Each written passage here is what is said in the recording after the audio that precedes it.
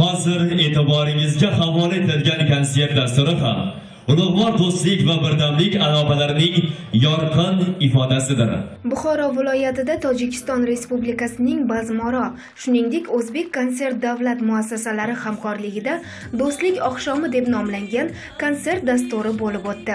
Mazkur musiqiy dastur o'zbek va tojik xalqlari o'rtasidagi do'stlik va yaqin qo'shnichilik aloqalari abadiy bo'lsin shiori ostida tashkil etildi. O'zbekiston imroz gulgul shukufon است. مردمش شاد است و مردم تاجیکستان نیز شادند. با دو راهبر دو دولت و جناب عالی پیشوای ملت تاجیکستان محترم امام علی رحمان و جناب عالی محترم شوکت میرحمانویچ میرزیویف تشکر که مردم به هم پیوست کردند. خیش تبارا رفت آمد شد، راهها گشاده شد. مناسبت‌های فرهنگی، اقتصادی، دوستی، برادری و خدای الهیم همین برادری دوستی هیچ وقت کنده نکند. ما خرسند آبادی‌های بخارا دیدیم، بخارای شریفه، سمرقند باستانی دیدیم، مردم دیدیم روی مردم بالیده است و این همش خوشبختی همه مردم تاجیکستان و ازبکستان.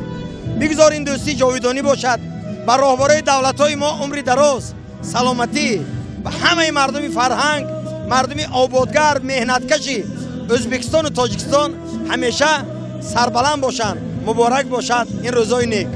Madaniy ma'rifiy kecha davomida o'zbek va tojik xalqlari o'rtasidagi turli jabhalarda amalga oshirilayotgan keng ko'lamli islohotlarga, erishilgan yutuqlarga, o'zaro hamkorlik aloqalariga alohida to'xtalib o'tildi. Du prezidenti aziz با سروری پیشوای معظم ملت تاجیکان جناب عالی محترم امام علی رحمان و جناب عالی محترم شوکت میرحمانویچ میرزیویف عزیز که دو مرد بزرگ راههای کشادن، دوستی سخت کردن، اخدر سال یکونیم سال بعد چقدر کارهای بزرگ به انجام رساندن. من همچون یک هنرمند عادی و دو پرزیدنت برای انمی بزرگیشان سر تعظیم فرود می‌کنم. Tojikistonlik san'atkorlar tomonidan o'zbek hamda tojik tillarida, ya'ni she'r va shakar uslubidagi qo'shiqlarning ijro etilishi tomoshabinlar tomonidan o'zgacha iliqlik ila qarshi olindi.